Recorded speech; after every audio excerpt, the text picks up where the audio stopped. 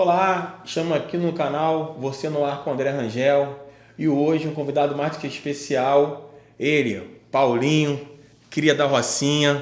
Isso aí. Um grande amigo meu de mais de 20 anos, diretamente da Noruega, chegou quase agora. Agora há pouco, né? E o Tem cara, duas horinhas? e o cara é sujeito homem, o cara falou que ia vir e veio mesmo, veio cansado Palavra, né? e veio. E aí, Paulinho, como que tá a vida lá? Já tá lá há quanto tempo? Cara, eu vou fazer 12 anos lá. Já tenho 11 anos morando lá. Cara, todo lugar no início é um pouco complicado, né, cara? Mas aí vai se adaptando, a adaptação é um pouco difícil, mas depois de um tempo acostuma, né? Começa a entrar se adequar à cultura do país, né? E o que te levou para lá foi realmente o jiu-jitsu. Para vocês que não sabem, Paulinho é mais de 10 anos faixa preta. Isso. E, Treino jiu-jitsu bastante tempo, né? e aí um amigo dele chamou ele para ir para lá. Inicialmente era para ficar 3, 6 meses, né? Conta essa história aí pra gente, como é que foi. Na verdade eu recebi 2 convites, né? Que era para Abu Dhabi e um para os Estados Unidos. E aí surgiu essa oportunidade de eu ir para Noruega para ficar 3 meses, né? E aí por ser um convite de um amigo meu, resolvi aceitar. Aí fui para ficar 3 meses no início, né? E aí gostei da cultura, gostei das pessoas. As pessoas bem agradáveis, pessoas bem gente boa, né? E aí, depois de um certo tempo, eu voltei pro Brasil. E aí foi quando eu recebi o convite para realmente iniciar o jiu-jitsu. E tô lá até hoje. São 12 anos que estão lá. E o jiu-jitsu, quem foi que te incentivou o jiu-jitsu? Nós sabemos que na Rocinha tem muitos projetos sociais. Você começou lá, começou fora? Na verdade, a minha história com o jiu-jitsu é uma história bem diferente, né, cara? Que assim, na verdade, eu fui a convite de um amigo meu. Na verdade, ele era um amigo bem mais velho do que eu. Ele trabalhava na piscina do condomínio Riviera, né? Trabalhava de guardião, né? Trabalhava de guardião na piscina do condomínio Riviera. E aí, ao lado da piscina, tinha a academia de jiu-jitsu, né? Que era o professor Eduardo Venâncio, brigadeiro, que dava aula lá. Esse é o Eduardo, aquele da De La Riva, que é da antiga? Isso aí. Aí ele dava aula lá e aí, ao convite desse amigo meu pra mim, acho que tinha um dia de férias, que a piscina não ia abrir, mas ele precisava estar lá pra fazer a manutenção da piscina, tudo direitinho pro dia anterior, né? Certo. E aí ele me convidou pra ir lá e falou, pô, de repente você pode até dar um mergulho na piscina. E aí, a princípio era pra me dar um mergulho na piscina, né? Só que aí Foi por causa do mergulho. eu vi a luta do lado ali, eu fiquei encantado, né? Eu falei, pô, não, deixa eu ver o que é isso aqui, né? Vamos ver o que é isso aqui. Eu já fazia capoeira quando era moleque. Eu lembro que você fazia capoeira. Então aí eu falei, não, deixa eu ver o que é isso aqui. Tirou minha curiosidade, eu fiquei ali umas 2 horas ali, enquanto ele trabalhava, fazia lá as coisas dele na piscina lá. E aí o Eduardo Venâncio, que era o professor, ele me viu na janela, né? Que a piscina ela ficava um pouquinho em cima, né, da academia. Aí ele me viu, pô, que é esse moleque na janela? Aí perguntou o rapaz que estava lá, pô, quem é esse rapaz? Não, eu trouxe ele veio me ajudar. Com medo de falar que eu fui lá pra curtir a piscina, né? Não, ele veio me ajudar aí. E tô limpando aqui pra amanhã, que a gente vai abrir a piscina amanhã. Aí ele falou, pô, não, chama ele pra ele sentar aqui dentro, que ele tô vendo ele olhando o treino. Pede pra ele sentar aqui do lado. Aí foi assim que eu sentei lá, assisti o treino. Aí também não falei nada, mas ele viu que eu estava interessado. Aí fomos para casa, né? Eu voltei para casa e aí 2 dias depois o meu amigo, Marcelo, né? Ele conversou com o brigadeiro falou para ele assim, cara, aquele garoto lá que veio aí no outro dia, pô, chama ele aqui para ele conversar, será que ele se interessa em treinar jiu-jitsu? Eu vi que ele gostou, ele ficou aqui quase 2 horas aí olhando o treino, cara. Então não tinha kimono, não tinha nada? Não tinha nada. Não tinha nem condições de comprar nada, porque o jiu-jitsu na minha época, o jiu-jitsu era esporte de playboy, né, cara? Jiu-jitsu não tinha na comunidade, né? Verdade. Então, assim, jiu-jitsu era esporte para quem realmente tinha condições. Verdade. Tinha condições financeiras. Então, aí, o Marcelo foi na minha casa, né? Me avisou, falou, pô, lembra do professor de jiu-jitsu? Pô, ele pediu pra tu ir lá, cara, pra ele conversar contigo, pra tu dar uma olhada no treino, que ele quer conversar contigo. Aí eu falei, pô, conversar comigo? Eu falei, aí fiquei enrolando, né? Mais uma semana, eu falei, pô, não dá pra mim não, cara, tô atarefado. Fiquei enrolando. Aí foi quando eu falei, vou lá. Aí cheguei na academia, fui lá na academia, a Bruna conversou comigo. E aí foi como eu iniciei, né, cara? Que aí ele realmente me deu uma bolsa, né? Uma bolsa na academia. E aí eu tinha um trato com ele, né, cara? Depois do treino, eu limpava o tatame. Tinha esse trato com ele, né?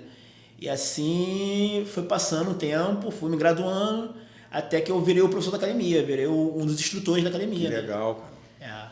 Foi assim que começou a minha história no jiu-jitsu, né? Cara, que legal. Meio parecido com o José Aldo, né? José Aldo, quando veio pra cá também, ele dormia na academia, limpava o tatame. É uma história bem parecida. Eu não precisei dormir na academia, mas tive que ir lá fazer as tarefinhas lá na academia. Cara, e minha maior dúvida, assim, mostrar pro pessoal que tá em casa, que é um país diferente, uma cultura diferente, uma língua diferente.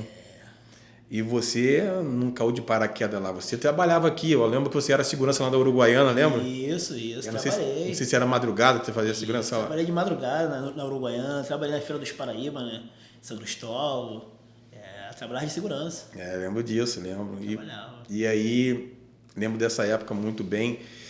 Quando você chegou lá, até tu conhece, hoje tem uma família maravilhosa, tem sua esposa. Tua esposa. Você já conheceu tua esposa rápido? Demorou? Não, demorou. Teve porque para se manter lá, é um poder aquisitivo. A Noruega, pelo que a gente sabe aqui, é um poder aquisitivo muito alto. É alto. É considerado um dos países mais caros do mundo, né? Então, assim, não é fácil se manter lá. Ainda mais pra gente que vem do Brasil, vem do Brasil com uma família de pouca renda, né? Então, assim, não é fácil se manter lá. Mas, assim, graças a Deus, quando eu fui para a Noruega, eu já fui com o intuito de dar aula. Então, assim, eu não fui para caçar emprego, né? Certo. Eu já fui meio que um pouco já arranjado, né? Eu já tinha um saláriozinho ali que dava para me manter lá, entendeu? Não era grande coisa, mas dava para me manter lá. E de repente juntar um dinheirinho e trazer pro Brasil. E lá você dá aula de manhã, de tarde, de noite, só de manhã, de tarde? Já tem quantos alunos lá? Na verdade, hoje em dia eu dou aula na academia, dou aula... Só vive do jiu-jitsu? Eu só vivo do jiu-jitsu. Graças a Deus. Graças a Deus. Então hoje em dia, cara, a gente tá com a faixa etária de uns... Quando eu cheguei lá, a gente tinha 6 alunos no tatame. 6 alunos? 6 alunos, não tinha nada, né? E o jiu-jitsu lá era conhecido quando chegou lá? Não, era muito... Tava iniciando. Nos países vizinhos já tinha uma cultura um pouquinho maior. Mas lá tava iniciando, então eu cheguei com 6 alunos no tatame. Ninguém tinha kimono, todo mundo sem kimono. E aí, hoje em dia, depois de 11 anos, quase 12 anos, eu tô com 1.400 alunos. Ô, glória. 1.400 alunos. Rapaz, tu fiquei arrepiado. 1.400 alunos. 1.400 alunos. E hoje em dia a gente tem aula na academia, são um total de 7, 8 aulas por dia. Hoje em dia como a academia cresceu bastante com o jiu-jitsu, eu não consigo trabalhar sozinho, não consigo pegar todas as aulas. Hoje em dia eu já tenho alunos meus que foi formado por mim, que ajudam nas aulas, já tenho as suas próprias aulas. E aí tenho 4 aulas por dia. E as outras aulas são divididas em 2 alunos meus. Eu acho que eu não sei se tem muito tempo. Eu lembro que você chegou a fazer algumas lutas de MMA. Foi. Foram quantas lutas que você fez? Na verdade, eu fiz 8 lutas de MMA profissional. Na época eu estava no time Tia Nogueira, né? Então, assim, era um time de expressão muito grande no mundo do MMA, né? Verdade. Então, assim, fui convidado para fazer parte do time nessa época. E aí eu parei a carreira de MMA, mas assim, ainda sinto uma paixão ainda pelo MMA, né? Verdade. Então eu tive 8 lutas, profissional. São 7 vitórias e 1 derrota. É mesmo? Mas aí hoje em dia é só o jiu-jitsu agora, né? Mas sinto falta da MMA. Sem passar pano, aqui é papo reto. Sem passar. Os irmãos Nogueira, como são? Os irmãos Nogueira, a gente fala, dizem que ele fala que é um doce, coração muito bom. É o que você vê na televisão. É o que você vê. É eles. São eles. Meu irmão, são pessoas incríveis. Pessoas incríveis. Eu fiquei sabendo a história de um lutador conhecido que treinava comigo, falou que chegou num país, eu esqueci qual o nome agora. Chegou só com a passagem de avião e encontrou ele. Falou, Nogueira, eu não tenho condições nem de dormir, cara. Eu só vim só... Ele, vamos lá pro meu quarto. Aí botou o cara, nunca viu o cara. Botou o cara pra dormir. É verdade, não, cara. Eu vou te falar, na época que eu treinava lá, tinha pessoas que vinham de outros estados, né, cara? Pessoas que vinham do norte, pessoas que vinham de tudo quanto é lugar. E assim, eles acolhia, meu irmão, dava alimentação, assim, não deixava faltar pros garotos, não. Que legal, cara. Eles são incríveis. Eu acredito pelo o tempo que eu passei por lá, treinando com aquela galera lá, com eles, eu acredito que eles formaram muita gente que não tinha condições de ser formada e criaram cidadãos assim que abriu a porta para muita gente. Muito além do jiu-jitsu. Muito além do jiu-jitsu, muito além da luta. Assim, muita gente que eles botaram para trabalhar dentro da academia deles, dentro das empresas que eles têm. Assim, são diferenciados. Você tem vontade de voltar a morar no Brasil ou na Noruega até hoje? E estar com a família lá? Voltar, assim... Tem algum projeto social aqui? Eu até iniciei um projeto social na comunidade onde eu vim, né? Então, assim, tem um amigo lá que eu tento ajudar o projeto, né? Tem um amigo lá que ele administra esse projeto. E aí... Mas, assim, voltar para morar no Brasil, cara, eu acho que... Eu não sei se eu voltaria, não. Eu acho que eu não voltaria agora, no momento, não. Eu não sei no futuro se eu posso mudar de ideia, mas... Por enquanto não tá nos meus planos. Pelo que tu fez, levou até o filho já, né? Meu filho mais velho tá lá, ele tá morando lá já tem uns 4 anos. E tá feliz também, tá construindo a vidinha dele, né? Assim, tá estudando, trabalhando, conquistando as coisas dele, né? Verdade. E agora a intenção é levar o mais novo, né? Vamos ter quantos anos? O mais novo tá com 12 anos. Já faz jiu-jitsu já? Faz um pouquinho de jiu-jitsu. No sangue. Eu nunca tive a oportunidade de treinar ele, mas faz jiu-jitsu. Tu começou a fazer jiu-jitsu quantos anos? Eu lembro que eu comecei, era moleque, era 10 anos. Tu pegou a preta muito novo. Eu peguei a preta no mesmo ano que eu fazia 20 anos. Eu peguei a preta... foi no mesmo ano que eu ia fazer 20 anos. Que eu lembro que tu andava com casaco, tudo Marcelo Brigadeiro. Isso aí. Foi a pessoa que abriu as portas, né, cara? Vamos falar mais um pouquinho da Noruega. Porque na Noruega, pelo que eu sei, pela minha limitação de cultura, pelo que eu conheço, é a Aurora Boreal, que todo mundo vai lá visitar. Isso. É um país muito frio. E como que é a cultura, a educação, as coisas, a saúde, a escola... É outro nível. As coisas funcionam. É outro nível, né, cara? É um país, assim, que a Noruega é até impressionante da forma que o governo cuida do país e da forma que a Noruega ela cresceu, né, cara? Cresceu e hoje em dia é um dos países mais ricos da Europa, né, cara? Então, assim, a Noruega ela não tinha nada, não existia nada, né, cara? A Noruega é país de pescador, né, cara? Não tinha nada. Não tinha nada na Noruega. Então aí eles descobriram o óleo, né?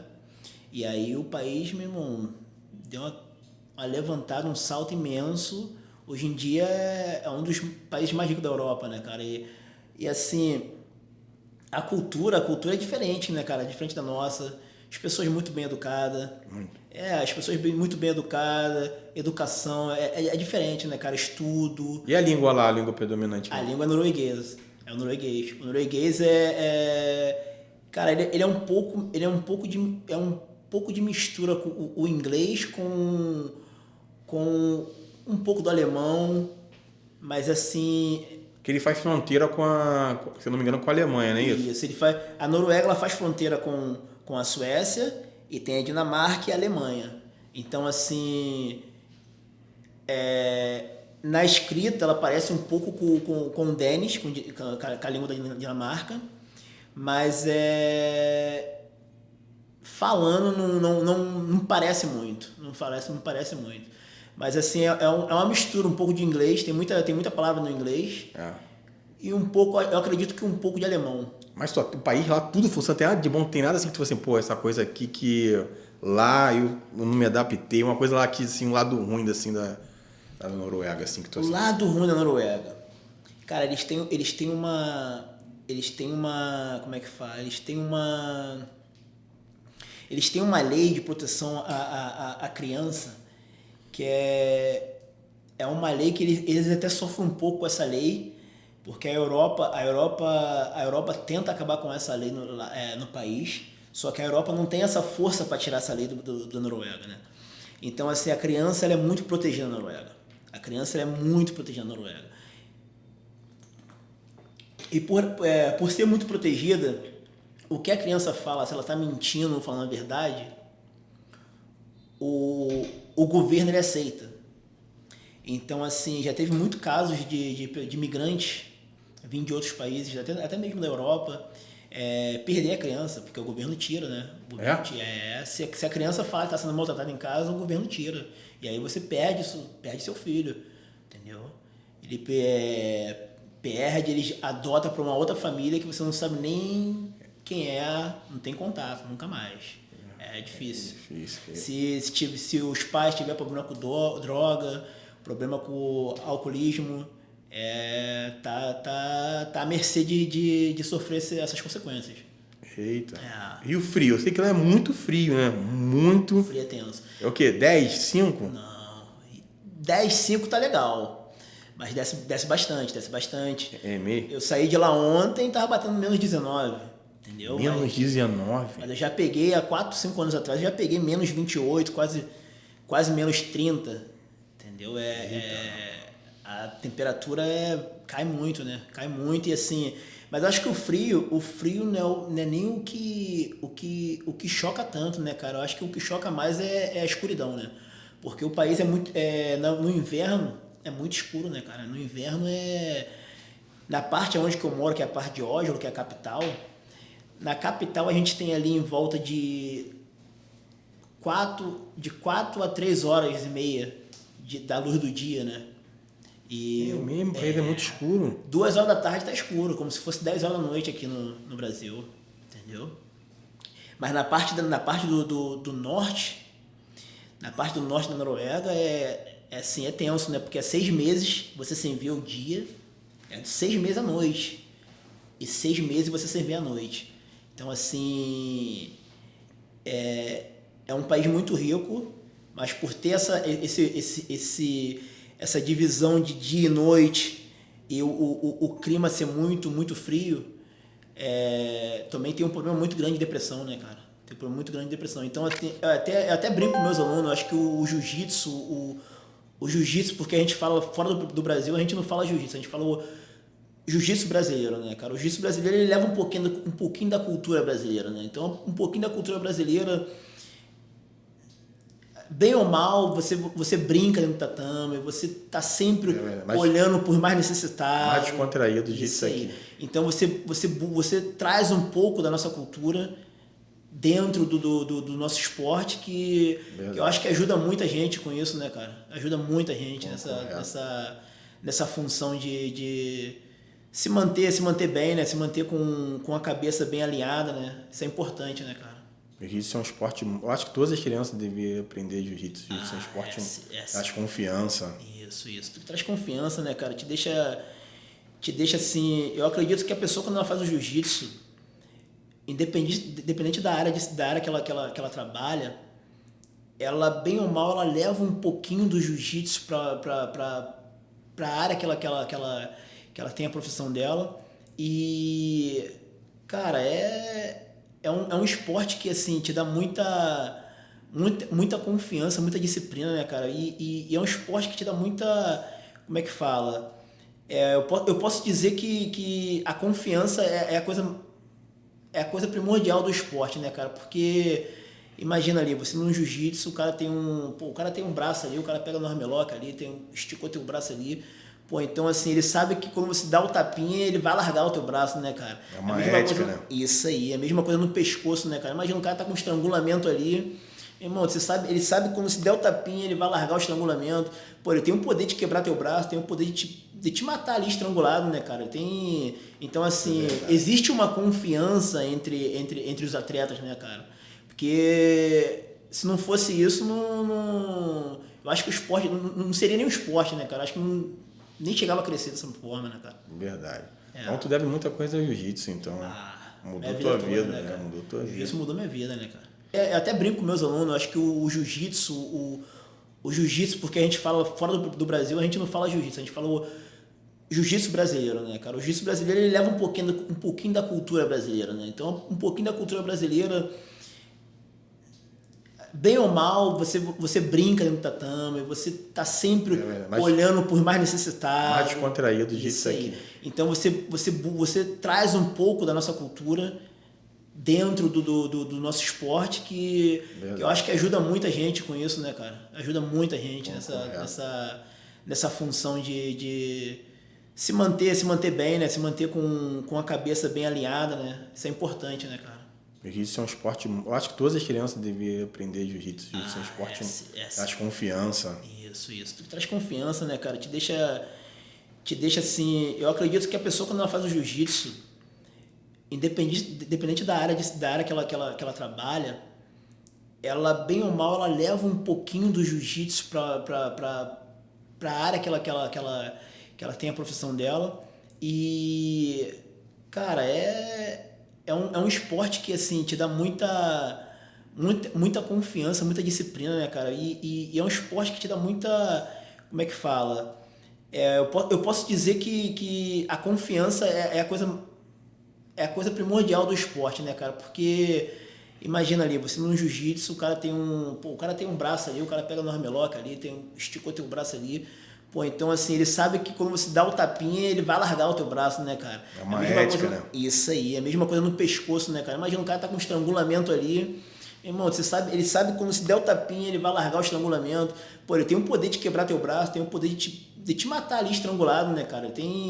Então, assim, existe uma confiança entre os atletas, né, cara? Porque se não fosse isso, eu acho que o esporte não seria nem um esporte, né, cara? Acho que nem chegava a crescer dessa forma, né, cara? Verdade. Então tu deve muita coisa ao jiu-jitsu, então. Mudou tua vida, né? Mudou tua vida. Isso mudou minha vida, né, cara? Isso mudou. Se você pudesse falar um benefício que o jiu-jitsu primeiro vai mudar a sua vida, cara.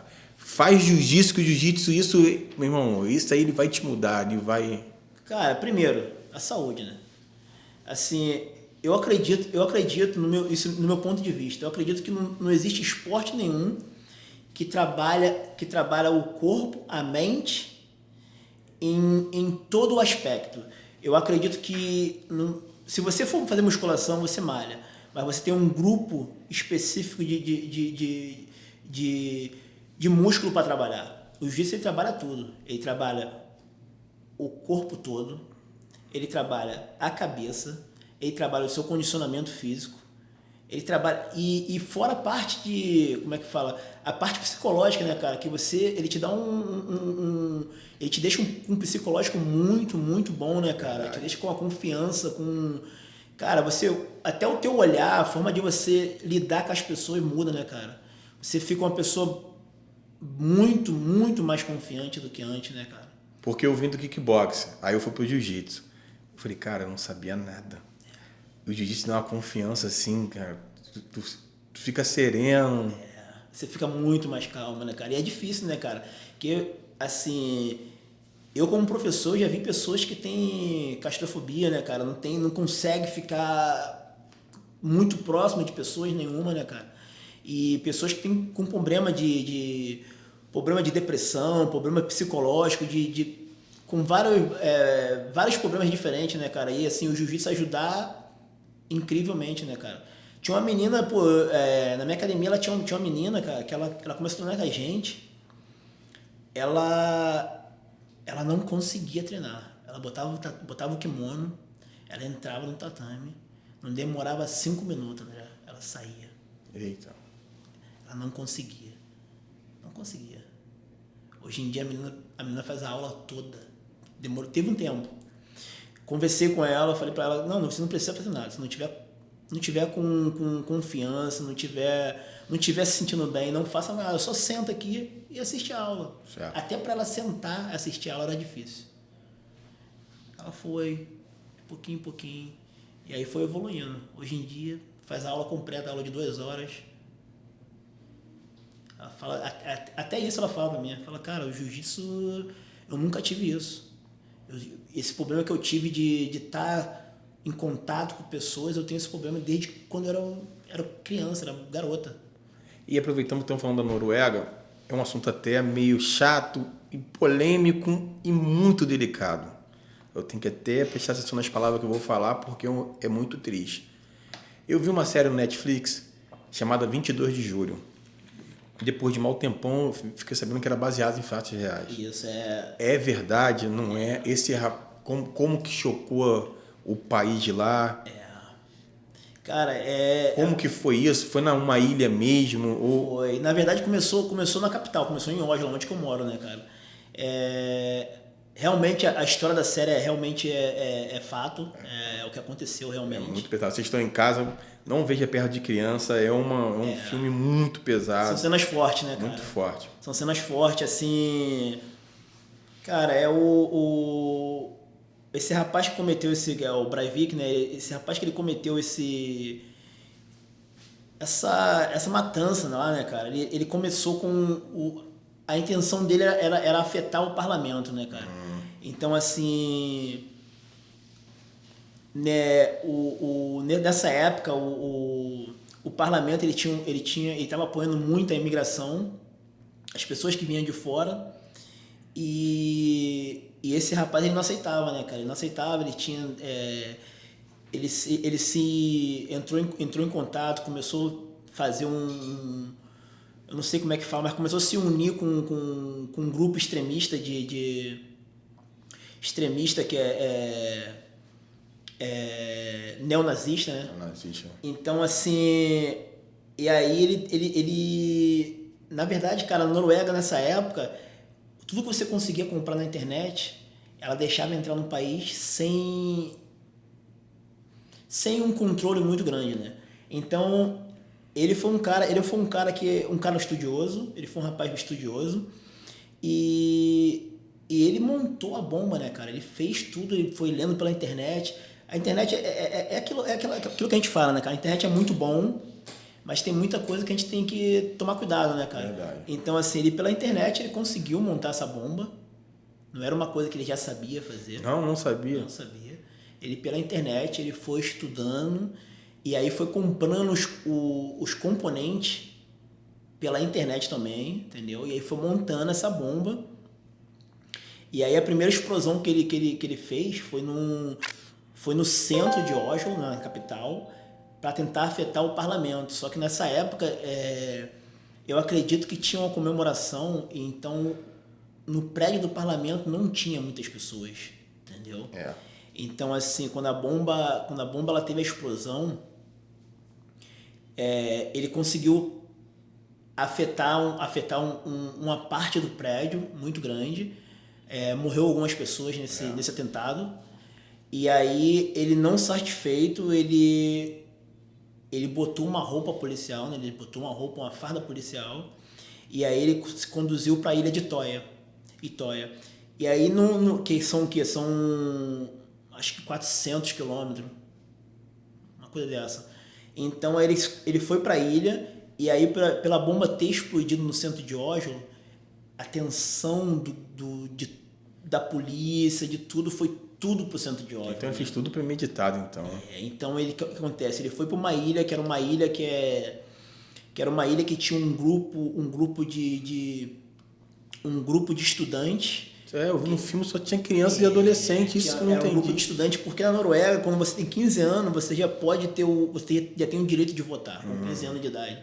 Então, em toda a época de eleição, eles fazem esse encontro numa ilha, que é uma ilha fechada. Não, não mora ninguém, é uma ilha fechada, eles fazem um camp, né? Que aí tem cerca de 500, quase 1.000 crianças, adolescentes, né? De 15 anos para cima. Verdade. Então eles fazem esse camp na ilha, eles ficam 3 dias na ilha, campando, conversando sobre política, para tentar ter uma decisão correta, né? E aí ele se locomoveu do centro de Oslo, da cidade, para essa ilha. Chegou na ilha fardado, pediu, para chegar na ilha tem que pegar um barco, né? Tem que pegar um barco. E aí ele ligou pro rapaz do barco, o rapaz atravessou até onde que ele estava. E aí ele fardado, ele falou que tinha que averiguar alguma coisa que estava acontecendo na ilha. E aí o rapaz pediu para ele, perguntou se ele tinha autorização para ele entrar na ilha, porque a ilha a ilha nessa época fica fechada só para discussão política, né, cara? Para tentar esclarecer a cabeça do jovem, né? Então, assim, ele falou que que estava vendo mais um grupo de policiais com toda a papelada e que ele deveria esperar lá na ilha, o outro grupo de pessoal de policiais chegarem. E aí ele atravessou na ilha e aí... Começou a tragédia. Começou a tragédia, né, cara? E aí começou matando o primeiro rapaz que atravessou com ele. E aí foi na sede da ilha, que era uma casa que tem na ilha, que era uma sede, né? E aí depois da sede, ele teve alguns disparos na sede, matou algumas crianças, matou algumas pessoas lá. E de lá se locomoveu ao redor da ilha, né? Que é onde estava o acampamento dos estudantes. E aí foi uma matança, né, cara? Se eu não me engano, eu acho que ele matou 60 crianças, 80 feridos, eu acho que ele... No total foram 113 crianças. Eita Deus. Não 113 crianças, 113 mortos. Inclusive crianças e adultos. E aí teve na faixa etária de mais de 40 pessoas feridas, né? Pô, tu vê, a criança nunca fizeram nada pra esse cara. E assim... Foi uma história triste, né, cara? Foi uma história triste que até hoje a Noruega, ela sente muito isso aí. Isso aí foi em 2012, né? Na verdade foi 2011. 2011. Foi logo assim que eu tava chegando, entendeu? Na verdade eu já tava lá, mas eu não tava morando de vez, certo. Entendeu? Voltando às nossas origens aqui, Rio de Janeiro, Rocinha. Tem quanto tempo tu não vai lá na Rocinha? Cara, na verdade eu tenho meu filho mais novo, ainda mora lá dentro, né? Então, assim, eu tento vir no Brasil uma vez no ano, né, quando eu posso. E aí eu tenho bastante amigos lá ainda. Eu tento ir lá, assim, pra ver meu filho, pegar meu filho, mas... Às vezes eu vou lá, faço visita nos projetos, né, porque meu amigo tem um projeto lá, que é um projeto que eu ajudo bastante lá. Qual é o nome do projeto lá? O projeto é Lapidar. Lapidar. Então, assim, é um projeto que não tem ajuda de governo, não tem ajuda de ninguém. Assim, são alguns amigos que se unimos e aí a gente abriu esse projeto e tenta ajudar da forma que a gente pode as crianças, né? E aí sempre que eu venho no Brasil, eu vou lá fazer a visita, dou uma aula para as crianças, entendeu? A gente faz um aulão para tentar, especialmente agora na época de fim de ano, né? A gente faz um aulão para tentar arrecadar fundos, de repente... distribuir cesta básica para as crianças e se conseguir alguma coisa mais, distribuir para as pessoas que realmente precisam, né? Então a gente tenta fazer essa ação. Se eu me lembro, eu acho que o Flávio Canto tinha um projeto lá, não sei se tem ainda. Tem ainda, existe esse projeto, que é o Projeto Reação, né, cara? Já conheceu ele pessoalmente? Já. Eu tive a oportunidade de treinar no Reação, ir lá visitar. E já tive a oportunidade de treinar com ele também um pouco de wrestling, que era o Antônio Jaúde, que dava aula pra gente, né? Na época eu fazia MMA. Diz que o jiu-jitsu não é só judô, não. Diz que o jiu-jitsu dele também é de ponta, né? Ele é faixa preta de judô e faixa preta de... Não, Flávio é muito bom de jiu-jitsu. Tem até posição específica que é dele próprio, que ele mesmo inventou. Isso aí. O Flávio o cara é genial. E como pessoa tranquila também? Não parece. Não parece mesmo. É um cara que parece um pai. E ajuda muita gente na comunidade, ajuda muita gente. Já teve pessoas na comunidade que vários amigos meus foram formados, né, cara? Formaram em educação física, formaram O Flávio conseguiu vaga, bolsa de universidade, né? Conseguiu muita coisa pro pessoal da comunidade, cara. Verdade. E você teve infelizmente, algum amigo que se envolveu no crime ou perdeu para as drogas? Já. Eu tenho um amigo bom, às vezes, no jiu-jitsu, podia, cara, esse cara tinha talento, cara, ou ser jogador de futebol. Cara, tinha um rapaz, cara. Um rapaz que é Flávio, né, cara? Cara, pensa num rapaz. Na época eu comecei, pensa num rapaz talentoso, cara. Ele também começou no jiu-jitsu nessa época também. E aí, cara, foi pra vida errada, né, cara? Foi pra vida errada, assim, começou a se envolver, até que não tinha como sair mais, né, cara? Não tinha como sair mais, e aí ele acabou falecendo. Tem várias histórias, né, cara? Hoje em dia eu tô com 30, 38, falei 39 anos, né, cara? Então, assim, eu nasci e cresci dentro da comunidade Rocinha, né, cara? Então, assim, tem muitos amigos que foram pra vida errada, uns por necessidade realmente, e outros muitos também por vaidade, né, cara? Que às vezes tem pessoas que não têm necessidade e vai pela vaidade, né, cara? Vai pela ostentação, pela vaidade. E tem muitos também que, cara, que nunca se envolveram, né, cara? Nunca se envolveram, moram na comunidade, nunca usaram droga, nunca se envolveram com nada, né, cara? Eu acredito, assim, o esporte, ele muda muita gente, te dá uma direção muito grande, né, cara? Mas, assim, as pessoas têm que vigiar o tempo todo, né, cara? Tem que estar vigiando o tempo todo, né, cara? Onde você tá, onde você pisa, com quem você anda. Isso é importante, né, cara? Isso faz uma diferença, né, cara? Faz uma diferença. Tem que estar vigiando o tempo todo. Entendeu? Verdade. E aí, tu pretende agora ficar aqui no Brasil até quando, mais ou menos? Vai embora quando? Eu vou ficar aqui. Chegou hoje, né? Chegou. Isso. Eu vou ficar um mês. E aí eu vou curtir meu filho, curtir minha família, né? Minha mãe também. E aí depois tem que voltar para aquele frio lá, né? O frio norueguês. É muito frio. E tu chegou a ver a aurora boreal? Existe mesmo? Não existe? É lindo. É lindo? É lindo. Eu já tive todo ano. Eu vou 2 vezes. Eu vou 2 vezes pro norte da Noruega, né? E uma das vezes é no inverno. Então no inverno é onde acontece o fenômeno, né? A aurora boreal, né? Então assim é incrível. É uma coisa assim que não tem como explicar, cara. É muito bonito. É muito bonito. E mudando um pouquinho de assunto, falando no futebol. Lá o país também respira futebol, não respira. Por ser muito frio para treinar, como é que é? Você fica sabendo de notícias do futebol, dá para ver os jogos daqui? Como cara, é que é? Acredito que assim, na Escandinávia, os esportes de inverno, né, cara, que é o esqui, é muito grande. Mas o futebol também é muito grande na Escandinávia. O futebol feminino ainda é muito maior. Muito maior. O futebol na Noruega é muito grande. É muito grande. Eles são muito fãs de futebol. O feminino... Eles têm o campeonato mundial para criança, né, cara, de futebol. Acontece na Noruega. É o campeonato mundial. Então, eles têm acho que são 2 meses. 2 meses de campeonato, né, cara? Que vem criança do mundo todo. Vem criança do México, criança dos Estados Unidos, Brasil, do mundo todo, né, cara? Eu vi uma reportagem agora, não lembro qual foi o site, que o futebol, o povo brasileiro está perdendo o amor pelo futebol, está em declínio, só está perdendo. E o MMA está crescendo. Estão estipulando que daqui a 20 anos a luta vai chegar ao ponto... Eu sei que não paga a mesma coisa do futebol. Você que está lá fora, você acha que a luta está crescendo muito, muito, o MMA está crescendo muito, muito, muito? Não, está crescendo, mas eu acho que, assim, em comparação com o futebol, ainda é uma criança, né? Assim, o futebol ele tá muitos anos na frente, né, cara? E estamos em Copa do Mundo aí, tu viu o jogo do Brasil lá, deu pra ver? Assisti os jogos, assisti alguns jogos. Cara, o MMA, a luta, vai crescer muito, vai crescer bastante.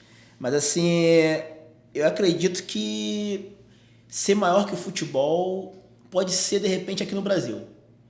Que eu acho também difícil, porque a nossa cultura brasileira Respiramos futebol. A gente respira o futebol, né, cara? Então, assim, eu acredito que seja difícil a luta ela passar o futebol. Mas vai crescer muito, vai crescer muito. E o que tu acha da nossa seleção brasileira aí? Tu acha que estão descendo? A derrota foi normal? Acha que não merecia perder? Cara, o que tu achou? eu acho assim, eu acho que teve pessoas que era pra ter ido, não foi. Acho que deveria ter um pequeno ajuste na seleção. E assim, mas assim, eu fico feliz porque não ganhou.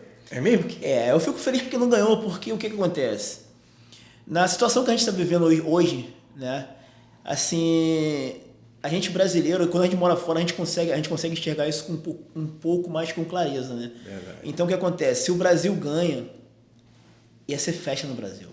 Jogar sujeira para debaixo do tapete. Tá? E aí ia ser festa no Brasil, e o nosso Brasil nesse momento, é o que nós não precisa agora, é a festa, porque a festa vai dar vai cobrir muita coisa que não era para ser cobrida, né, cara?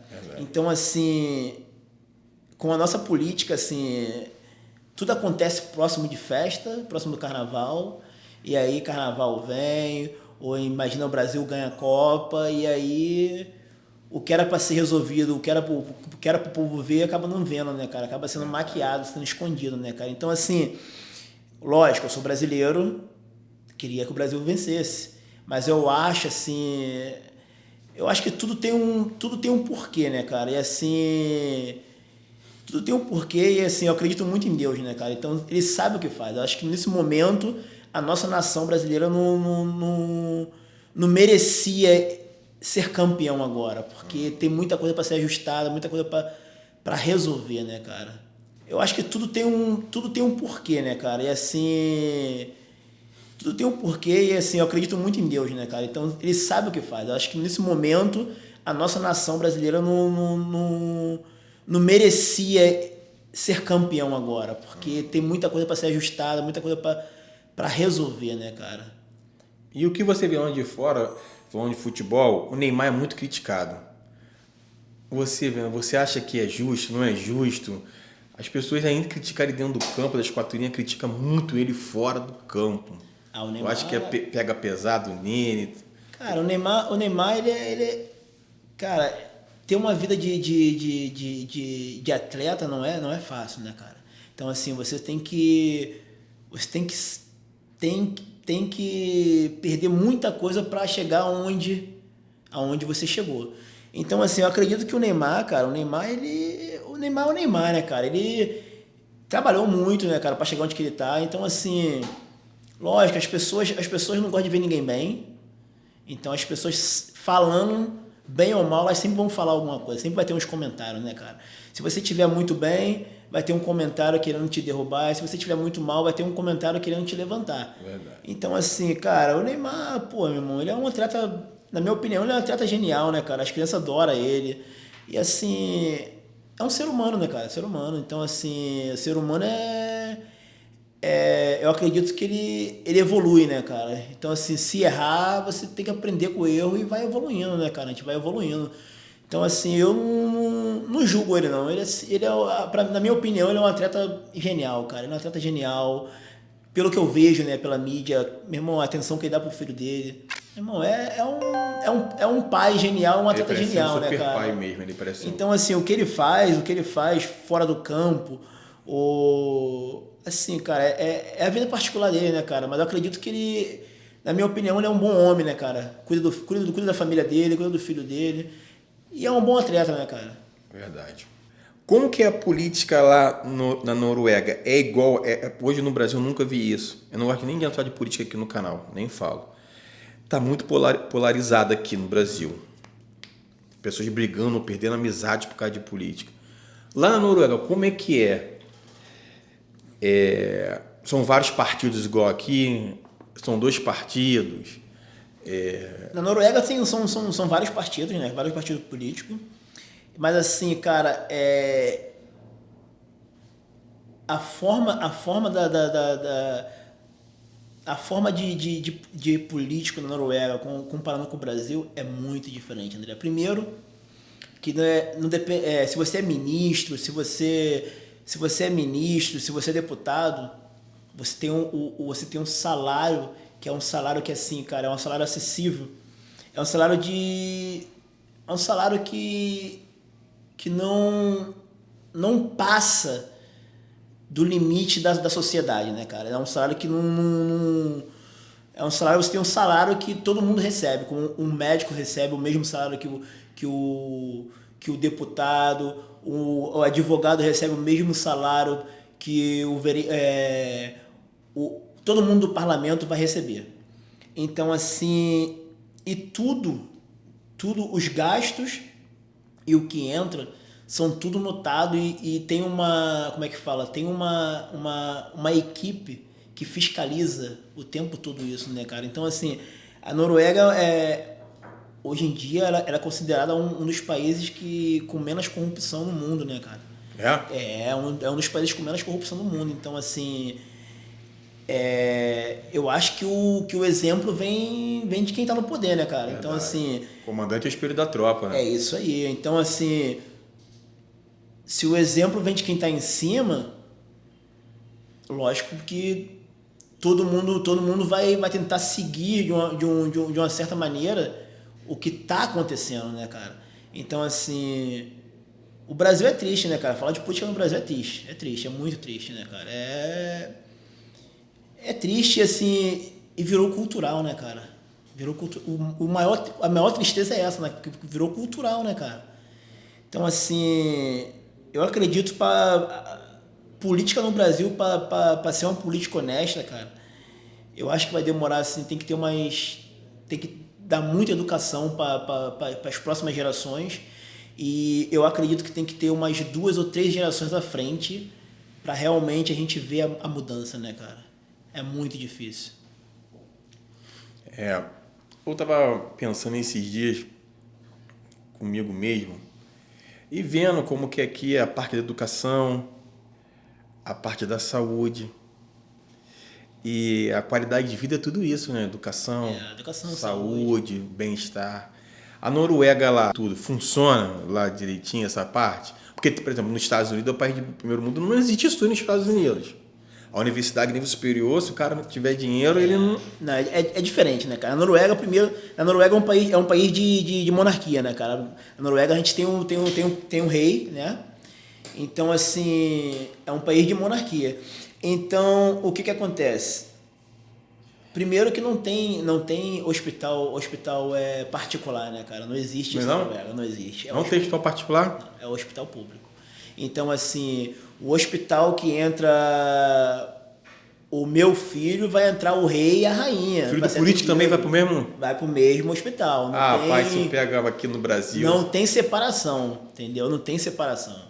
Não tem. O hospital é para todo mundo, é um hospital para todo mundo e não tem essa separação. Do morador de rua ao presidente... Do morador de rua ao primeiro-ministro e ao rei... É o mesmo hospital, né, cara? É o mesmo hospital. Não tem essa separação. Então, assim, isso ajuda muito as coisas andar da forma que tem que ser andada, né? Tem que andar, né, cara?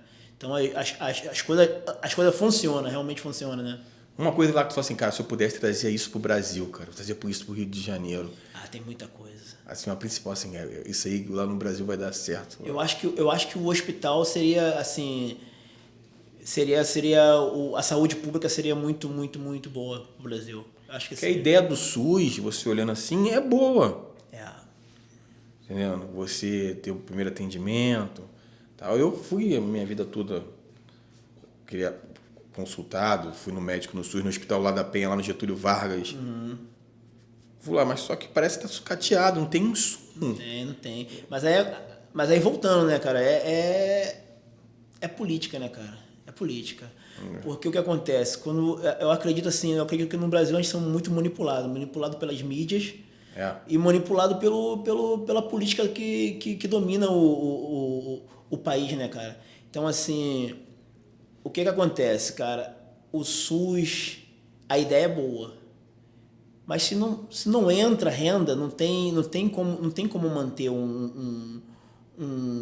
uma ideia que não tem o apoio federal e o dinheiro, a verba, não seja posta no lugar onde tem que ser posto, né? Então, assim, se não existe isso, não existe Ó, você comprou isso aqui, eu preciso dessa nota. Você pagou isso aqui, eu preciso dessa nota. Se você não tem esse controle, aí as coisas meio que vão se perdendo no caminho, né, cara? Então, assim, aí quem sofre somos nós. Vamos falar do que move o mundo. Money, grana, Dinheiro. La Plata, o arame. Qual é a moeda lá? A Noruega tem a moeda própria dela, né, cara? É a coroa norueguesa. Coroa norueguesa. Isso aí. A moeda é uma moeda que ela não desvaloriza. Ela é um pouco abaixo do real, mas ela não desvaloriza. Então, assim, ela acaba sendo muito mais forte que o real. E o poder de compra? Isso aí que eu... O poder de compra é incomparável, né, cara? Assim, você morando no Brasil, se você tem um bom emprego, se você comprar um telefone bom, cara, você vai ter que pagar aí, passar no cartão aí, parcelar, de repente, 10 vezes, né, cara? Você, com um mês de trabalho na Noruega, você compra um telefone, entendeu? E o carro lá? O carro lá é barato, é caro? O carro, eu acredito que seja mais barato que no Brasil. Seja um pouco mais barato que no Brasil. Dependendo do carro, mas vamos botar um carro popular, eu acredito que seja muito mais barato que no Brasil. No Brasil, o Brasil tem muito isso, né, cara? O Brasil, ele produz as coisas, então ele vende para os países vizinhos e depois compra pelo dobro do preço, né, cara? Verdade. Então, assim, é difícil, né, cara? Porque Nosso petróleo é assim, por não ter refinaria, a gente Exatamente, cara. Eu acredito assim, na minha opinião, cara, o Brasil, na minha opinião, é um dos países mais ricos do mundo, né, cara? Só que não tem a administração certa, né, cara? Não tem o controle, não tem a administração certa, né, cara? E a educação lá? É igual aqui? É outro nível, né, cara? É outro nível. Mas é que tá voltando, né, cara? Os que tá em cima afetam os de baixo, né, cara? Se você der uma boa... É o que eu falei, para você melhorar a política no Brasil, você tem que dar uma boa educação para as pessoas, para as crianças que estão vindo agora, para de repente, 2 ou 3 gerações à frente, isso mudar, né? Verdade. Então, assim, na Noruega, a educação cara, é incrível, né, cara? Na Noruega, o norueguês, ele aprende 3, 4 línguas, né, cara? O ignorante, o que é o ignorante? O ignorante não é o cara grosso, é o cara desconhecedor. Isso. Às vezes parece que é de propósito, para não ter conhecimento, para ficar ali no cabresto, entendeu? É a manipulação, né, cara? Você falou no início lá. É a manipulação, né, cara?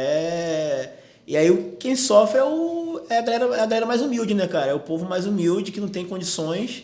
E nós que somos pobres somos que mais precisamos de política, cara. É isso aí. Porque a política, na verdade, é pra nós, né, cara? É pra nós, né, cara? E vou te falar, não sei se você percebeu que você está fora do país há 12 anos. Nesses últimos 3 anos, o povo está mais aqui no Brasil, ele está mais debatendo sobre política. E antigamente, agora o povo está mais antenado, o povo está mais... Não tá... Tudo bem que esse momento está mais polarizado. Tá melhorando. Tá melhorando. Tá melhorando. Melhorando muito. Tá melhorando. E hoje eu tô vendo pessoas na rua conversando sobre política. O celular é uma ferramenta aqui que você sabe tudo ao mesmo tempo, cara. Não, tá melhorando. Assim, ainda tem muita coisa que tem que melhorar, né? Mas eu acredito que tá caminhando, tá dando um pequeno passo ao caminho que tem que ser dado, né? Tá melhorando, a política tá melhorando, o povo tá acordando um pouco mais, tá começando a perceber as coisas um pouco mais. Mas também, cara, na internet também tem muita coisa que é fake news, né, Fake cara? news, é muita coisa que ainda manipula o nosso povo, né, cara? Que o nosso povo... E eu acredito que o nosso povo ele teria que estudar um pouco mais o pessoal que eles vão botar no poder, né, cara? É porque falando em estudar, aqui no Brasil, a educação, quando falamos de educação nas escolas, é caro. Para tu botar um teu filho numa escola boa hoje, né? Porque o pobre, ele trabalha de dia e estuda à noite, entendeu? É outra coisa também. Na Noruega não tem escola particular. Não tem hospital particular, não tem escola particular. É tudo do governo. Ou seja, vai entrar o mais rico e o mais pobre, eles podem estar na mesma aula. Eita. É muito diferenciado. Isso faz muita diferença, né, cara? Isso faz muita diferença porque você acaba dando acesso para os mais necessitados, um acesso que, de repente, abre as portas para ele no futuro, né, cara? Agora, uma coisa que eu vi alguns jogadores de futebol falando, que tem muitos países, principalmente na Europa, tem um racismo e muitos deles não gostam do brasileiro. Como foi sua recepção na Cara, eu, graças a Deus, eu nunca tive problema nenhum. Sempre fui bem recebido. E, assim, eu acredito que realmente existe um racismo muito grande na Europa ainda. Infelizmente, ainda existe isso. No nosso país também existe muito ainda. Mas, assim, eu, graças a Deus, eu sempre fui bem recebido. Entendeu? Eu sempre fui bem recebido e nunca tive esse problema, assim, diretamente, né? Mas lá o racismo é igual nos Estados Unidos de enfrentamento ou igual aqui no Brasil, que aqui é de exclusão, né? O negro, ele não tem muita... Eu acho que, assim, na Noruega tu não sente muito, não. Tu não sente muito esse racismo, não. Mas, assim, eu acredito que na Europa é parecido um pouco com o Brasil. Mas nos Estados Unidos é horrível, né, cara? Nos Estados Unidos é horrível. Porque nos Estados Unidos o racismo vem dos dois lados, né, cara? Você acaba separando a cor, né, cara? Você acaba separando a cor da pele, né, cara? Tem estado que tem bairros, né, cara? Nos Estados Unidos que ali só entra a cor clara e ali só entra a cor escura, né, cara? São coisas assim que chega a deixar você em choque, né, cara? Falando dos Estados Unidos, você chegou a receber, eu lembro que na época, acho que tem 10 ou 15 anos mais ou menos, que você falou pra mim que tá pra ir pros Estados Unidos. Tava. Eu recebi uma proposta, né, pra me dar aula lá. E aí, na verdade, eu recebi pra me dar aula lá e em Abu Dhabi, né? Então, antes de eu tomar minha decisão se eu ia pra Abu Dhabi ou se ia pros Estados Unidos, na verdade, foi assim que eu surgi na Noruega. Que aí eu fui pra Noruega, na verdade... Nunca imaginou que ia pra Noruega? Nunca. A minha passagem na Noruega era uma família, o cara tem casa, não tem primo, parente, nada. Foi um amigo meu que me indicou. E aí, na verdade, eu fui mais pra passar um tempo com ele, né? Que a gente não se via há muito tempo. E aí acabei me apaixonando. Pelo amigo ou pela Noruega? Não. Pela Noruega. Pela Noruega. Acabei me apaixonando e aí... Pelas pessoas também, né, cara? As pessoas também ajudam muito, né, cara? As pessoas são muito, assim, muito abertas. E, cara, eu fiquei muito feliz de poder ficar lá e poder fazer esse trabalho lá. Poder fazer o jiu-jitsu crescer naquele país lá, né, cara? Isso, brasileiro é diferenciado mesmo. É diferenciado. E vem a luta hoje do MMA, vamos voltar pra luta de novo.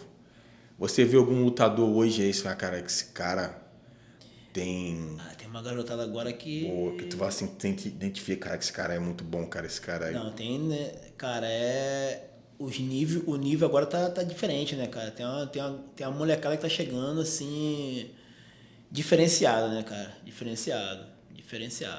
Porque no nosso tempo lá atrás, em 20 anos, o cara era do jiu-jitsu, ele tentava fazer lapidar um pouquinho do boxe ou do kickbox ou do muay thai pra ele lutar.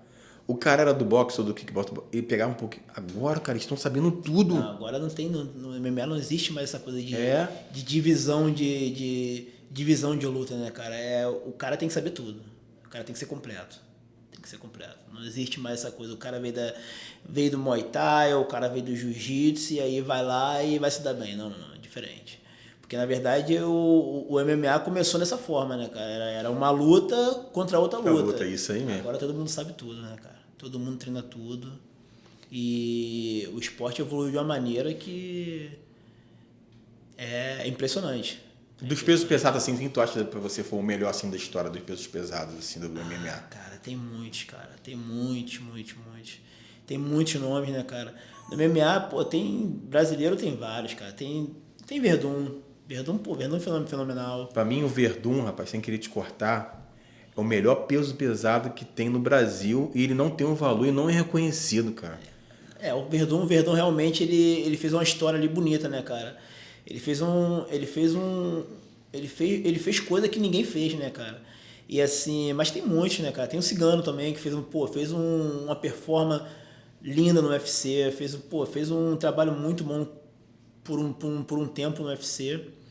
E tem a galera nova também chegando, né, cara? Tem a galera nova chegando, tem o Thiago Marreta, tem a galera, né, cara? Tem a Esse galera do Bronx também aí, ele é de leve, né? Tem a galera, cara. Tem a galera. O Marreta, na verdade, o Marreta, ele lutou. Quando eu lutei, acho que foi o meu quinto MMA. O Marreta tava no mesmo card que eu, né? É mesmo? É, molequinho ainda ele. Tava no mesmo card. Você é mais velho que ele, que o Marreta? Sou mais velho que ele. Tu acha que ficou pelo caminho? Tu fala assim, caraca, rapaz, esse guerreiro aí, ele não foi lutador porque não teve as oportunidades. Que esse cara, tu acha assim, esse cara era bom no chão, bom no alto, bom... Tinha muitos, cara. Cara, eu vou te falar.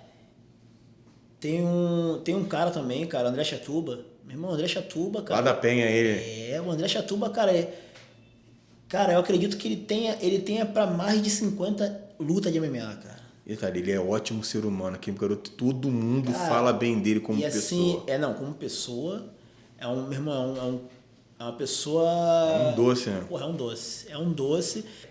Tu acha que ficou pelo caminho? Tu fala assim, caraca, rapaz, esse guerreiro aí, ele não foi lutador porque não teve as oportunidades. Que esse cara, tu acha assim, esse cara era bom no chão, bom no alto, bom... Tinha muitos, cara. Cara, eu vou te falar, tem um cara também, cara, André Chatuba. Meu irmão, André Chatuba, cara. Lá da Penha, ele. O André Chatuba, cara, cara, eu acredito que ele tenha pra mais de 50 lutas de MMA, cara. E, cara, ele é ótimo ser humano. Aqui, garoto, todo mundo fala bem dele como e assim, pessoa. Como pessoa, meu irmão, é uma pessoa... É um doce, né? Porra, é um doce. E eu acredito que ele tem mais de 50 lutas de MMA, cara. A última vez que eu fiquei sabendo, ele tava treinando no cromado. E ele tava com bastante lesões. A última vez que eu fiquei sabendo dele, não sei se... Mas tá muito tempo no esporte, né, cara? Eu acho que pra ele faltou... Eu não acredito que oportunidade, mas faltou faltou assim um empresário ou um anjo ali na vida dele ali pra fazer a chave virar, né, cara? E aí, pô, fica aqui também o convite pro André Chatuba, cria lá da Penha, lá do Penhão, lá, o meu conterrâneo. As portas abertas para você aqui, André Chatuba. Vem contar a tua história aqui. Quem foi o cara que começou a luta com você? Sua inspiração, se tá lutando ainda, o que tá faltando ainda para ver se tá vendo um patrocínio, alguma coisa, a gente tenta ajudar aí, jogando nas redes sociais. As portas estão abertas para você, André Chatuba. Só vim aí que a casa é sua. O André, eu tive a oportunidade de treinar com ele na Tinogueira, né, cara? Na Tinogueira, A gente teve a oportunidade de treinar junto lá. Cara, vale a pena trazer ele aqui. Vale a pena trazer ele porque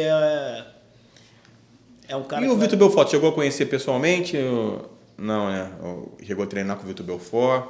Cara, eu tive a oportunidade de treinar com ele. Ele é um dos pioneiros no MMA. Eu tive a oportunidade de ajudar ele num camp.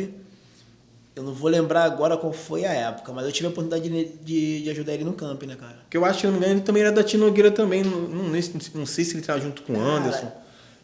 Eu não cheguei a treinar com ele na Tinogueira. É. Até porque quando eu cheguei lá, ele já tava fora, né, cara? Já tinha ido embora pros Estados Unidos e só vinha no Brasil pra visita, né, cara? Mas eu ajudei ele num camp que ele fez fez na Barra, fez com o Paulo Caruso, né? Paulo Caruso, e aí eles usavam a academia lá do Brigadeiro. E aí eu tive a oportunidade de ajudar ele num camp uma vez.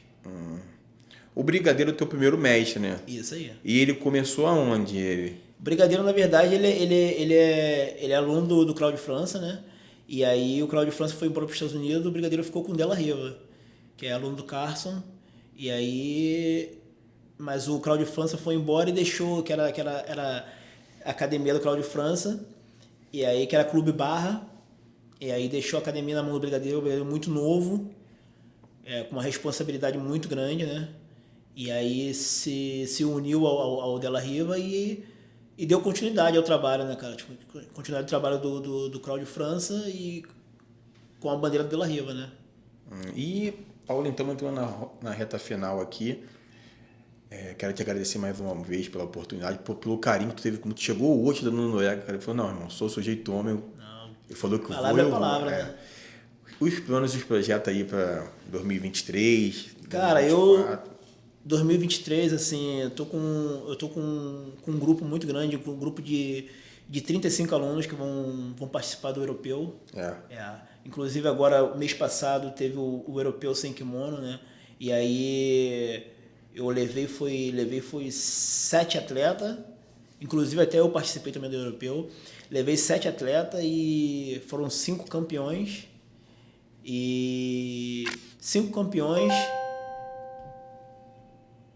Isso, 5 campeões com 7 atletas. E agora a gente estamos indo agora em janeiro, né? A gente estamos indo para Paris, para França, com um grupo de 35 atletas para lutar o europeu de kimono, né? E acho que os meninos estão bem preparados, estão bem. Então eu estou bem confiante com esse time que está indo. Tá afiado, né? Tá no carro. E eles têm vontade de vir aqui no Brasil? Eles perguntam vocês da Rocinha? Não, que lá tem esse negócio de comunidade igual tem aqui. Não existe. Não existe. Mas assim, tem alunos meus que vêm visitar, tem alunos meus que vêm... No último ano que eu vim, teve 2 alunos meus que veio comigo também, né? Ficou um tempinho aqui no Rio, ficou um tempinho de férias, e aí, meu irmão, se apaixonaram, estão doidos para voltar, né? Porque, pô, o Rio, o Brasil é lindo, né, cara? O Rio, então, todo mundo que vem se apaixona, né, cara? É verdade mesmo, é que o Rio de Janeiro é diferenciado, né, cara? É o estado mais diferente do Brasil, Você assim. tem tudo no Rio, né, cara? Você tem praia, montanha, tem tudo. Tem tudo. Você não consegue achar isso em lugar nenhum. Verdade, cara. Tem tudo. Você tem curtição, trabalho, praia, montanha, floresta, tem tudo. No Rio tem tudo. Verdade mesmo, cara. Não é toda cidade que tem isso. E aí, agora, pretende voltar? Não vai voltar? Só de férias. Nunca mais? Eu não vou falar nunca mais porque eu não sei, né, no futuro. Mas assim, a minha volta no momento, eu não tenho esperança de voltar, não. Tem não? Não tenho, não. Não tenho, não, que agora eu tô com a tem muito que fazer lá ainda. E assim, graças a Deus a minha vidinha tá se resolvendo, né, cara? E assim, tô feliz, né, cara? Tô feliz lá. Assim, sinto saudade do Rio. Tua mãe mora lá na Penha ainda, né? Minha mãe, meu filho, né? Sinto saudade do Rio. Tenho alguns amigos aqui também. Mas assim, eu acho que o Rio, por enquanto, só pra visita. Só pra ver vocês, ver os amigos. Verdade. Poxa, cara, nós ficamos muito felizes de ver, cara, como o esporte muda a vida das pessoas, né, cara? Que você vê, por exemplo, você praticamente a Deus e o jiu-jitsu, você fala o tempo todo de jiu-jitsu, tu respira jiu-jitsu, você trabalha lá com o jiu-jitsu, cara, fazendo o que gosta. O tempo todo.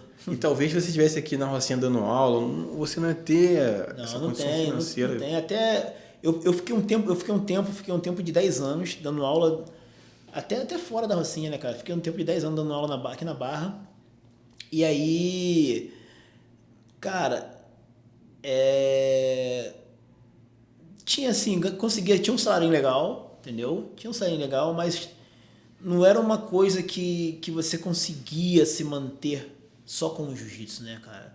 Então, assim, eu dava aula durante o dia e à noite eu trabalhava de segurança, né, cara? Trabalhava de vigilante, né, cara? Eu lembro. Entendeu? Então, assim, viver do esporte no Brasil ainda é muito difícil, né, cara? Ainda é muito difícil. É verdade mesmo. Então, assim, é muito difícil. É difícil você ver uma pessoa que vive do esporte no Brasil, entendeu? Assim, não é fácil. Até para atleta que mesmo, atleta olímpico. Matar 2 leões por dia. Nem é um leão, são 2 leões por dia. É difícil. E assim, quando você é atleta de ponta, cara, o gasto é muito grande, né, cara? Muito. É o gasto com preparação física, é o gasto com alimentação. E não é barato, né, cara? E as contas não param de chegar. Pra tu ficar focado ali. Se você tiver família, não tem como. Não tem como. Que aí você não tem tempo pra família e tem que trabalhar por fora para tentar manter a tua vida de atleta, né? É difícil. Muito difícil. Não é fácil. Está terminando aqui. O que eu tô aqui curioso é o seguinte: você falou que lá na Noruega é muito escuro. Naquilo onde você foi nascido e criado na Rocinha, tu sai 2 horas da manhã de casa, 1 hora da manhã de casa, tem gente pra caramba na rua. Lá na Noruega é frio do tempo e as pessoas. Deu 6, 7, 5 horas. Tudo fechado, todo mundo em casa. Não, as coisas ficam abertas. Fica aberto. Assim, é como eu te falei, é frio, bastante frio. Mas eu acho que o frio não afeta muito não, o que afeta mais é a escuridão, né, cara?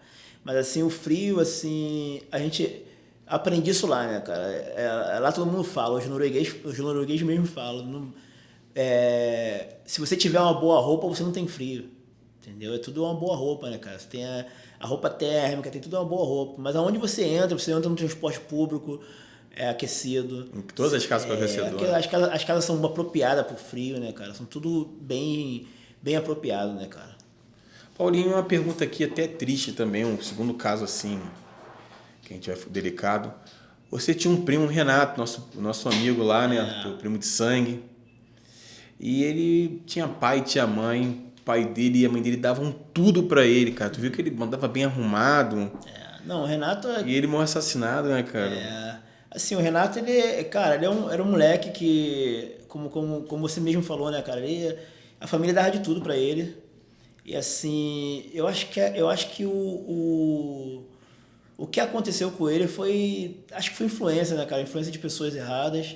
E assim, ele começou a ir pro lado errado, né, cara? Começou a ir pro caminho de drogas. E aí, cara, a gente sabe o final, né, cara? Sabe o final dessa vida, né, cara? Então, assim, eu acredito que foi um pouco de influência de pessoas erradas, né, cara? Eu lembro que quando ele faleceu, você sumiu de lá, você não ia mais. Foi, cara. Qual foi o motivo que fez até pra você sair do país?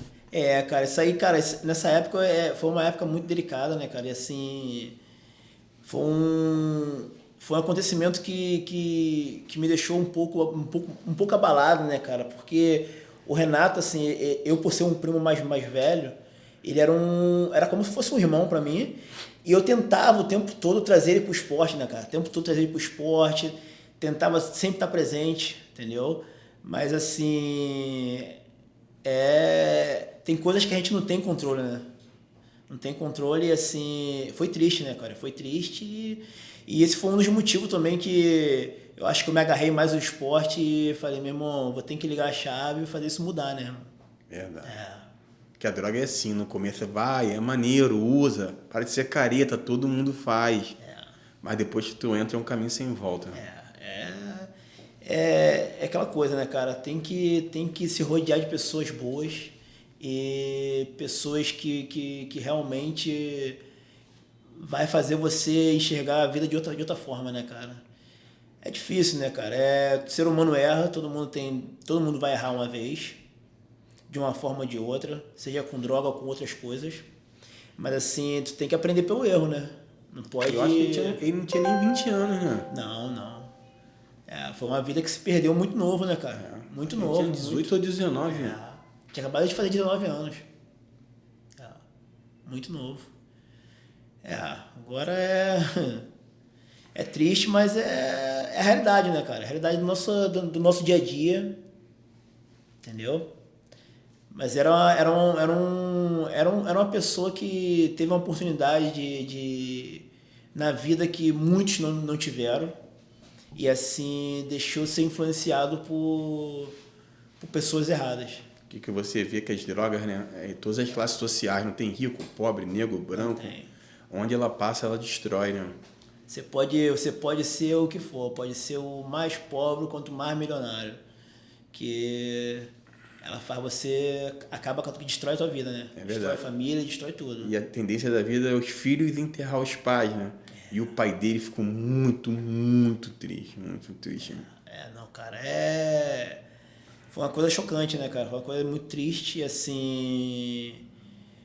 Eu acredito que os pais dele sentiram muito, né, depois disso, né, cara? Sentiram muito e, assim, foi uma coisa que foi afetando, aos anos, foi afetando a família toda, né?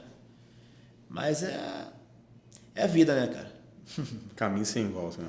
Acho que ela ficou com uma depressão muito grande depois que o Renato faleceu. A tua tia faleceu. Então, assim, ela começou a beber bastante. Ela não bebia igual ela começou a beber depois. Ela bebia um pouquinho, mas não era igual ela começou a beber. Então, assim, eu acho que ela teve uma depressão muito grande com a morte do Renato, né, cara? E assim, foi foi ficando ruim. Foi ficando ruim e, assim, a morte dela foi uma coisa também muito triste, porque morreu muito nova, morreu com 44 anos, né? Muito nova. Nova, cara.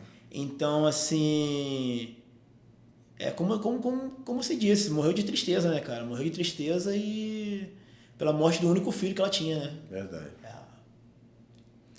Foi a coisa que foi abalando a família toda, a estrutura toda, né? Ah, cara, eu acredito que o esporte, ele muda tudo, né, cara? Ele muda... Se você se apegar ao esporte, naturalmente você muda a sua amizade, você vive o esporte, você tem uma vida mais saudável, né? Você tem uma alimentação regrada, você tem uma vida mais regrada, você tem uma vida de descanso maior, você tem uma vida... Eu acredito que... Uma qualidade de vida. A qualidade de vida do que o esporte proporciona é uma coisa que, assim, é só vivendo para realmente saber o que eu tô falando. E ele ajuda a você seguir o seu caminho. Até você não sendo um atleta, o esporte ele ajuda você a seguir o caminho que você precisa na sua vida, né, cara? Que é, de repente, ser um bom pai de família, uma pessoa digna, né? Uma pessoa trabalhadora e não tira o seu foco, né, cara? Não tira o seu foco ali das raízes, do que realmente vale, né, cara? Principalmente o jiu-jitsu, isso é muita disciplina. É muita disciplina, cara. É muita disciplina e, assim, eu acredito que o esporte, ele te reeduca, né? Ele te reeduca. É uma coisa que o esporte e o estudo, ele te reeduca, né, irmão? Pô, Paulinho, eu tenho a agradecer pela tua... Porra, obrigado você, André. Obrigado, cara. Irmão. Que o Senhor Jesus te ilumine, cara, que você consegue ter o seu objetivo. Obrigado e, meu irmão, sucesso aí. Espero voltar aqui mais vezes, né? Vamos voltar aqui agora para contar tuas conquistas, teus alunos aí. Lógico, vamos voltar. Só vitória, irmão. Muito precisando é só chamar, irmão. Valeu, obrigado, tamo junto.